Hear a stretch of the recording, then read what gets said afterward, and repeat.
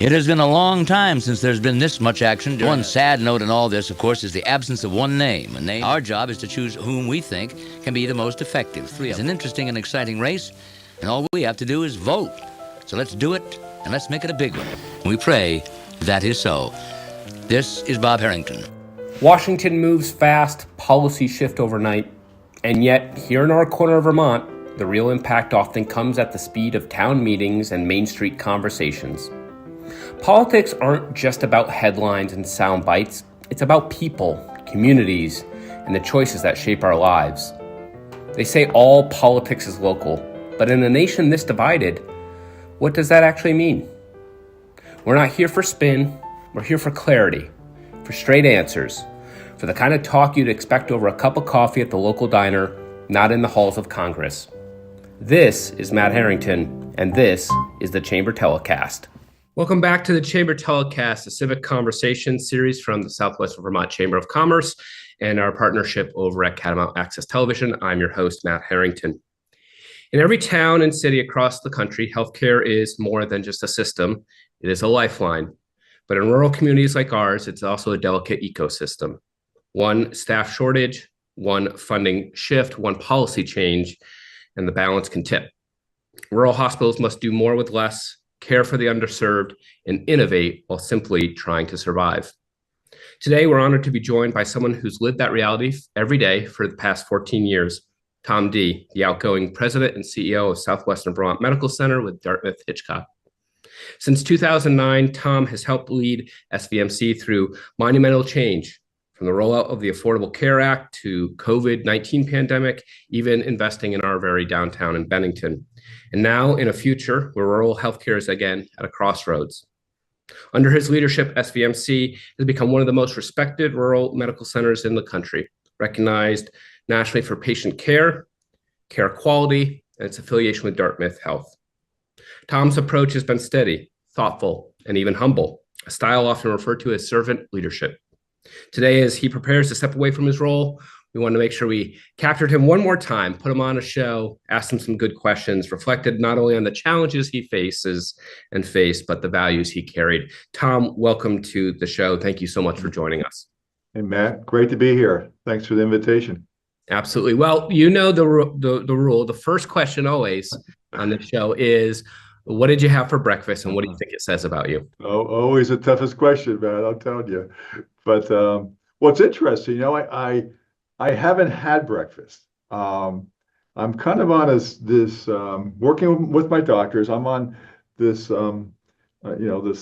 intermittent fasting diet because my sugar level's a little high. So actually, I'm trying to take off. I'm trying to get down to my high school playing weight. Wow. Okay, that's a challenge, Tom. I'm 6'6", so I have a little bit of size to work in my favor, but it's getting down to about 218, and I'm about 220 right now, so I'm getting close. Good. But so it's actually the intermittent fasting is interesting. It's one which I thought it'd be pretty tough, but I go for 12 straight hours, and you got the night sleep in there, so it helps you get through it, and so far so good. Yeah, and a couple key points there. Your breakfast says that you're focused on your health, which is right. Important for the CEO of a health care facility, and also just great to have you and great to be sharing a little bit about what you're trying to do to get yourself on a healthy path as well. So thank you. Let's dig into some more maybe complex questions. You've been leading SVC for over a decade, and through these amazing seismic shifts, really, I think we could reflect that the last 10 to 15 years in healthcare have really been seismic. What's changed the most about running the hospital from the time that you started until now? And what's the counter of that? What do you think has stayed the same since you've joined all those years ago? I've been a healthcare executive now for 45 years, so it's a long time, and actually 35 of those years as a CEO. So I've seen a fair amount different parts of the country. What has changed a lot, especially since I've been in Vermont, is that historically, Matt, most of my career has been in the Mid-Hudson Valley area of New York, Westchester, Dutchess County, Ulster County. But it's really kind of the relationship with physicians has changed quite a bit. Where I came from in New York, we weren't employing physicians. It was kind of the rugged independent style of medicine, um, and and physicians were much more loners. They did their own thing. We worked well together, but it was a different model. Here, no one comes to Vermont unless they're employed by the hospital. I mean, really, it's quite amazing. It kind of blew me away when I first came here, because employing physicians is challenging. It's expensive. It's a lot of things go with it. So, I mean, the model has changed in terms of them really being on the team and part of the team, and the need to go out there and be recruiting all the time. And so that's been a major change. And I wasn't expecting it, and but it's part of our model now. Probably, the things that have remained the same really is, especially in rural healthcare, is, I mean, a remarkable group of people we work with. The dedication and the talent is really terrific. But people work in rural medicine oftentimes they're not in for the money. I mean, they're in for it for really the mission. And it's really people caring for their neighbors and friends and relatives. So it's very personal. And and here we are, blessed to have that, that type of workforce: physicians, nurses, technologists, support staff, who really are quite remarkable, and we're very fortunate, and they're dedicated. So they're dedicated to the task, and it makes us a much better organization for that. Yeah, let's continue on that theme, Tom. And you and I have talked for years now, us both being well versed in the challenges of Bennington and challenges of the region, being at the chamber and being at the hospital. I've always appreciated kind of your perspective and your thoughts around it. But when you're looking at the challenges of SVMC, and especially facing kind of smaller community hospitals, what are you seeing? Where is the pressure point right now for you? Is workforce, reimbursement, healthcare, infrastructure? I mean, you guys always seem to be building on the hospital, so that's always good news. I remember always going on college visits, and I remember one of the college tours said to me, "Look, if the college if there's no construction on the college, it means the college is dying." That you want to be able to see construction on that college, to know that the money's flowing and that buildings are being built. And I think they're always the same thing with the hospital up the road here. But talk to me a little bit about right now, what is the acute pain that you think SVMC is really facing? And it can be multi-pronged too. Well, you nailed it when you hit those major topics, the topics of workforce, reimbursement, capital, access to capital for growth and expansion are huge issues that we're dealing with. And it's more acute when you get into the rural setting, because I mean, everything's tougher. I mean, it's tougher to get access to capital. It's tougher to recruit people. I mean, the workforce side is something that at times can keep me up at night, because it's not easy to recruit into a rural setting. Vermont's a great state, great place to be, but it's there's other places that are have more access to services, have maybe cost of living, which is a little bit different. So we're challenged by that, and certainly and we deal with housing is a big issue. I mean, I didn't expect that to be as much of an issue when I first came here, but it's a very, very significant issue in terms of in bringing people. So those, the reimbursement issues is, one which, really is a problem. And, the state of Vermont is the lowest reimbursed state in the country for Medicare. Every state is ahead of us, gets more per patient for Medicare, and we're not off by a little bit. we're off by over 30% from the midpoint. So that's, and I just looked at this data actually this morning, and we're the lowest paid hospital for Medicare. If you look at the other three or four states that are right next to us in terms of second, third, fourth, and fifth, it's Alabama, Louisiana, Arkansas, and Kentucky. So what's the common denominator there? They're all southern states in less expensive regions. And we're certainly, in the Northeast and New England, it's not inexpensive. So we are being, I think, penalized. And I'll say one comparison. Look at us versus New Hampshire, which you would think is pretty similar. New Hampshire is right at the midpoint. So on average, and I don't want to bore you with the details, we get about $7,500 per Medicare patient.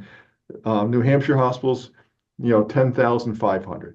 So $3,000 more for a patient. I would say what's it's pretty fueling that, Tom? Just help us explain to us what, in simple math or simple policy, what drives that? Well, a lot of it is the calculations that were developed years ago. Okay, they're dated back, 20 years ago when things were different, costs were different. And of course, the biggest driver in any hospital is its wage index of what we pay our work staff, and it's underpaying Vermont, and it's the methodology is faulty, and we are pushing hard, Matt, to get and have the federal government look at that and make an adjustment. And so we have our work cut out. Where the Hospital Association of Vermont, which is VOS, is working to articulate the problems, and we're actually, the state's looking to hire some consultants to go in and to look at the methodology directly and to make some recommendations on how it can be updated and adjusted. So we're being penalized, and that puts the hospitals really at risk. Okay, I want to, as we're kind of focusing at that state level, Tom, talk to me a little bit about the Green Mountain Care Board. I think we hear that mentioned a lot. And first, I would love for the audience, just break that down for us, who that is. But they also play a major role in hospital budgeting and rate setting. And so just, I think, over, as you reflect on your 15 years plus, what's been your experience navigating that relationship? And do you think it's helped or hindered? But give us a little bit of a one-on-one on Green Mountain Care Board. Well, the Green Mountain Care Board is relatively new. It's probably been in existence now for 7 or 8 years. There's no other animal like this in the country. I mean, Vermont is very, very unique, and not, like many things. It's the regulatory body that oversees hospital regulations, approval of services, its rates they can charge, and it's a 5-member board. Appointed by the governor. People work hard, they're smart. We're always looking to have a little more hospital representation on it, because there's really not much there. But it came about because at one point in time we were looking to go towards a single payer system in Vermont, and that was formed. The Green Mountain Care Board was formed as the body to regulate that single payer system. It never happened, but the body stayed in existence. And to tell you the truth, we have a pretty good relationship with them. Actually, we work with them well, and we work with them often. And we kind of have a philosophy here, Matt, that it's no surprises. We try to keep them posted as to what's going on, what our plans are. We try to go ahead and look out a few years and tell them where we're going. And I think they're very appreciative of that. They're vital in terms of our strategy and our success. And so I'd say we have a healthy relationship. We don't always agree. And certainly we disagree, and but we have the type of relationship that we listen to each other and we go back and forth. And just this week, 2 days ago, it hasn't hit the newspaper yet, but our cancer center just got approved by them, and that was a big deal. that's a big project. So just in the last, in the last year, they've approved the building of our inpatient psychiatric unit for adolescents. They've approved a new technology system for CAT scanning that we've just that we're bringing to town here. So we have a philosophy of working with them. Their philosophy is looking at the healthcare system and making sure it's providing high quality care and it's cost effective. And those are challenges. Those are not easy things that they have to deal with.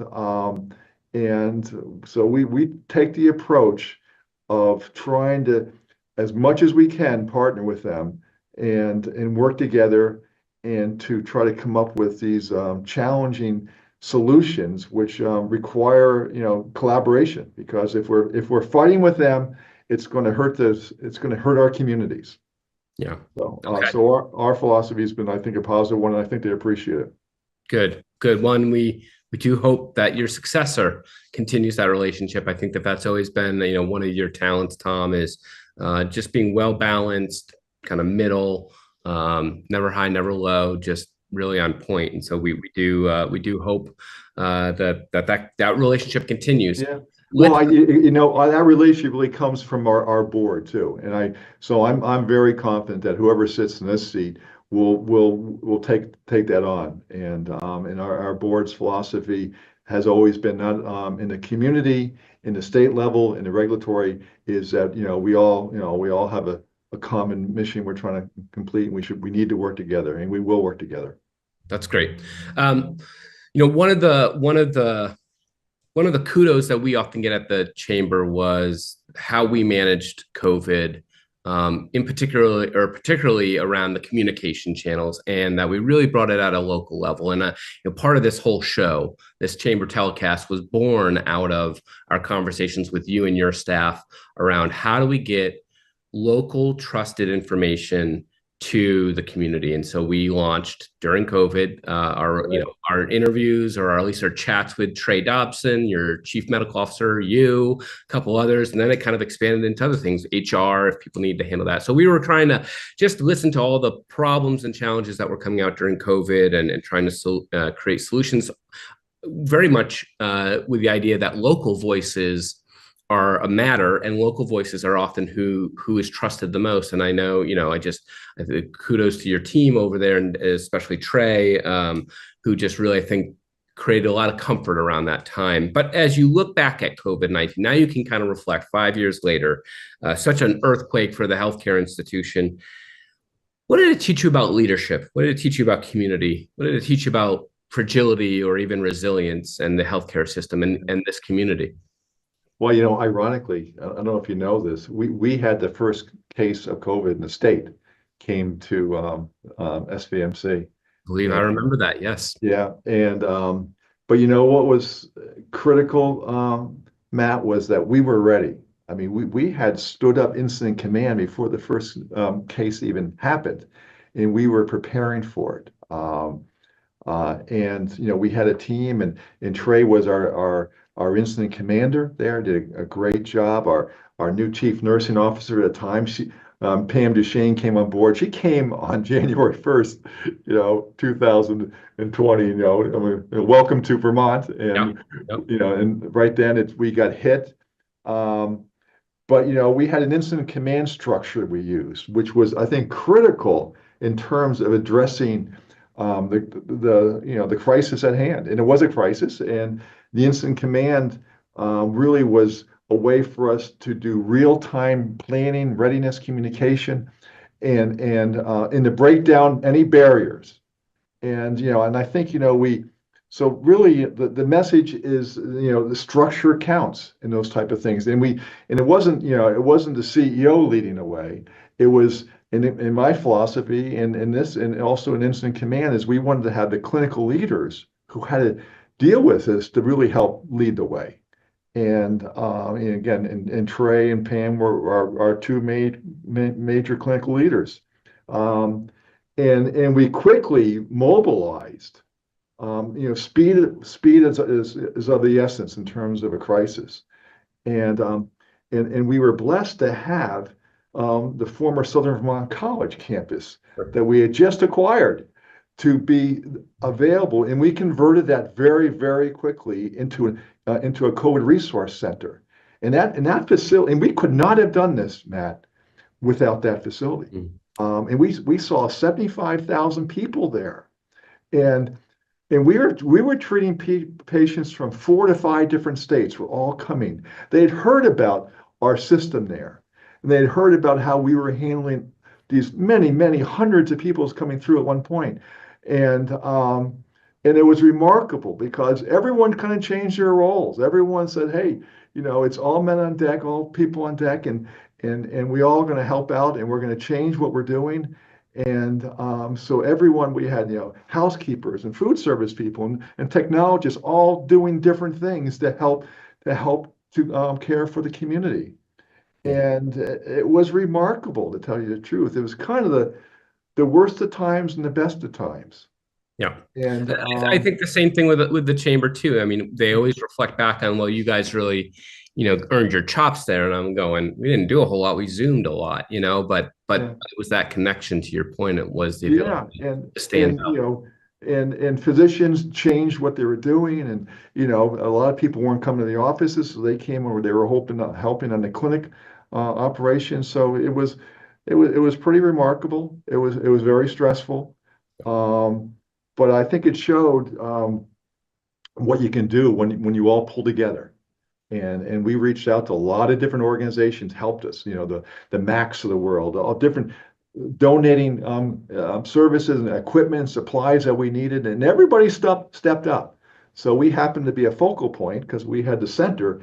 But I mean, you guys were terrific in terms of helping to deal with the communication side of this whole thing.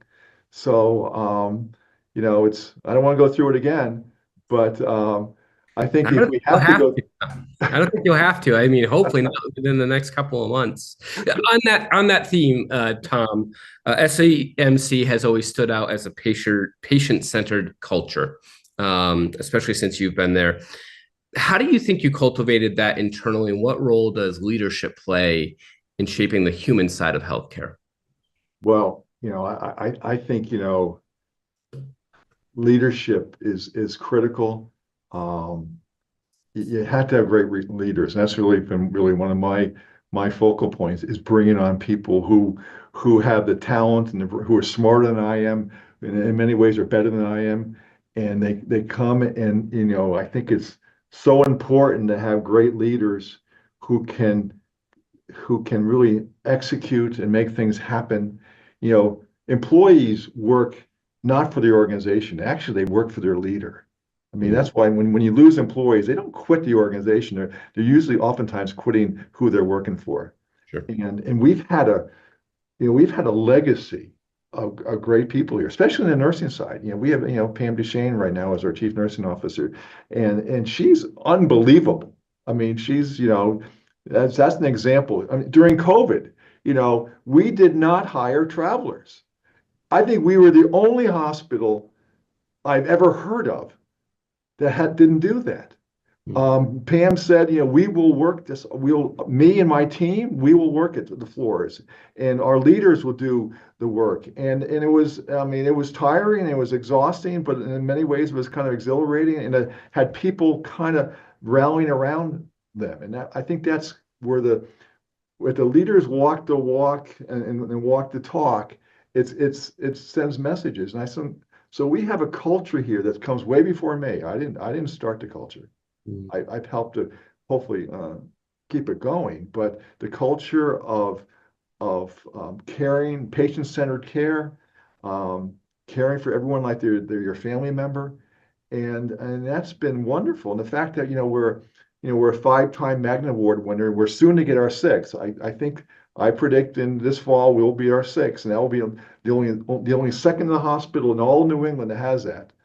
That's because we have a legacy of great people who work with talented workforce people and dedicated, and they can do beautiful music together, and they do that, and we're very fortunate, even though we have plenty of challenges and plenty of areas we need improving.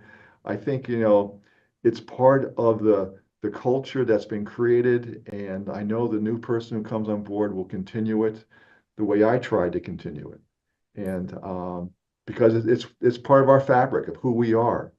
And I think the community is very fortunate to have it. I know we were just voted the top through the paper, the top workplace, and I think that's because of um, of the many individuals, from the medical staff to our board on down, who really demand excellence and demand working together. That's great. Well, Tom, as you prepare to retire, I hate to say that. We were sad to hear. You've always been such a strong champion, both for the healthcare community, but I think, the community as a whole. And you and I have watched as great leaders rise up in their own institutions and play that role that the community needs. And, seen those community leaders unfortunately leave at times, and that's always been hard to watch as well. But as you reflect on the past 15 years and the lessons that you kind of learned, what are you most proud of? What are some maybe key lessons that you're walking away with, not only in Bennington, but as you said, spanning your whole career? Yeah. Matt, when I first came here, 16 years ago, the hospital was going through it was a difficult time. It was tough because we had had a big layoff, and we were losing a lot of money, and there was certainly a trust factor was there. Mm. But one of the first things I said to our board is that, listen, we've had a long run of success here, and it's been a great organization. But if we want to go to the next level, if we want to really become a part of our vision, which is a preeminent small rural healthcare system, we're going to need partnerships. We can't do this on our own. We're not big enough. We don't have enough resources. So we need to reach out to others who can also bring more talent and intellectual capital. And I said, and we need to affiliate. We need to affiliate with an academic center. I was, wasn't sure how that was going to be reacted to, and really it was embraced. And maybe because we had a burning platform at the time, that may have been something that was maybe a saving grace at the time. And I think, if I look back, the board accepting that reality, and the medical staff embracing it and moving forward and becoming affiliated with Dartmouth. I think, that's probably, from my standpoint, the thing that I'm most proud of is that they all did embrace that. And it's a long game. It's a long-term strategy, but it's going to bear tremendous benefit for us. And, we're doing things we could have never done on our own. I mean, we're about to announce that we're looking to start a residency training program for family medicine. I mean, you don't have hospitals our size doing that. We're moving ahead. We're starting an adolescent psych unit. Could have never done that on our own. We would never be able to recruit psychiatrists. They just don't come into this area here. We're the telemedicine program, which Dartmouth invested $100 million in it. We're their biggest user in their system. And so I think, the Dartmouth relationship allows us to continue to be who we are on the local level, but have the collaboration and the access to services which most rural hospitals don't have. And I think it's going to be, a real testimony to our board in terms of making those tough decisions that sometimes you have to give up a little bit of autonomy to gain more. And I think that's what we're going to gain. So I think, of all the things, that's kind of stand out to think. I think that's going to be the one that's going to be lasting for us, well into the future. Well, you leave a great legacy of that, Tom. And I just echo that into our other community members, that kind of egoless, we're all going to have to give up a little bit something to be better community partners. So, right. Well, you've done it yourself. I mean, you tried to do it. You've done things that, aren't easy to do. And you looked at the bigger picture, and you've taken a regional approach. And that's what, we're looking to become a regional referral center.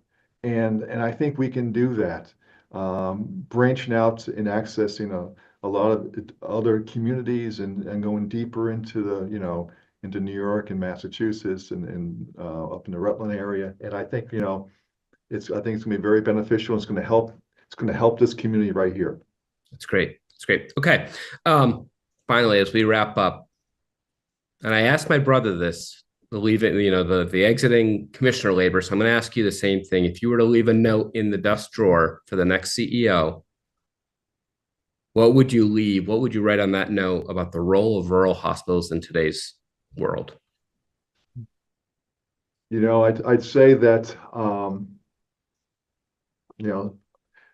size matters, but it's not everything. Um, you know, Sometimes smaller can be better. And I'd say that we are the safety net. When you look at all, during my 16 years here, a lot of things have changed. A lot of employment's changed and so on. But what's not going to change is the need to have, a very high level hospital that can be the place of last resort. And in many ways we are. I mean, I can't tell you how many people end up in our emergency room because they had nowhere to go. And we don't in rural America and certainly in southern Vermont, there's not a lot of services you can fall back on. So the hospital becomes more and more important, and that's a challenge. It's an obligation that we have, but it's one which we're going to step up and do. And I know the future leader will do the same thing. And when the whole recruitment process, they'll go through those type of questions, and you have to be willing to step out of your comfort zone and do things that you've never done before. Believe me, I never thought we'd be acquiring a college campus. That was nowhere on my radar screen. But those are things that sometimes you gotta take a chance, and you gotta do things for the betterment of the community, and be strong, and fasten your seatbelt. But it's you're going to make a difference. Great. Tom, thank you for your candor, your wisdom as always, and most of all for your many years of service to this community. Well, Matt, thank you, and thank you for what you're doing, you and the team, and it's a great partnership. Okay. Hospitals at their best are not just institutions, they're sanctuaries of hope, places where life begins and ends, a place where a son can say goodbye to his dying mother, and a place where a father can welcome his new daughter, where people turn in moments of crisis, and where healing becomes possible not just because of the equipment, but because of the empathy. In rural America, the challenge is greater. The margins are thinner, the workforce is stretched, and yet the need is no less urgent. Every day, leaders like Tom Dee make the doors stay open, that care is delivered, that someone's mother, someone's child, someone's neighbor is met with compassion. We talk a lot about the business of healthcare, but today we've been reminded of the vocation of healthcare, the call to serve, not for applause, not for profit, but for people. As federal policies shift, as state regulation debates budgets and benchmarks, let us not forget that real lives depend on these decisions, that behind every data point is a human story, and that the survival of rural hospitals isn't just a healthcare issue, it's a moral one, a community one. Thank you to our viewers. Stay curious, stay engaged, and stay informed. Thank you, Cat TV, and our producer, Mike Cutler. Until next time, I'm Matt Harrington, and this is the Chamber Telecast.